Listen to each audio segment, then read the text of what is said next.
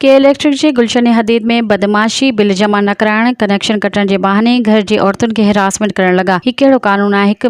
हिकु महीनो बिल जमा नथो थिए त बिजली जो कनेक्शन कटियो वञे थो। बिल जो इंतजार के एसी वारा नथा कनि। जो त इन सार्फिन जो रिकॉर्ड मौजूद आहे। 4-5 सालनि जो हर महीने बिल जमा कराए रहिया आहियूं। उन जे बावजूद उन जे घर अची कनेक्शन कटण था छॾीनि। बिल जी तारीख़ अञा ताईं आहे। सार्फिन ॿियो बिल जमा नथो कराए त कानूनी तौर ते उन घर जो कनेक्शन कटियो वञे। पर के इलेक्ट्रिक पंहिंजे कानून ठाहे घर वारनि खे हिरासमेंट कयो पियो वञे। घर जा मर्द ड्यूटी ते वियल आहिनि, उन जो इंतजार कनि, शाम जे टाइम ते अची मामलो हल कनि, बाक़ी अकेली औरतुनि खे हिरासमेंट ऐं तंग कनि था। चवनि था त असां तव्हांजी बिजली जो कनेक्शन कटियूं था। हिकु त सख़्त गर्मी आहे, ॿिए तरफ़ के इलेक्ट्रिक वारा घर जी औरतुनि अॻियां मर्दनि खे तज़लील करण जी कोशिश कनि था। के इलेक्ट्रिक जो मक़सदु सिर्फ़ सार्फिन खे ज़लील करणो आहे।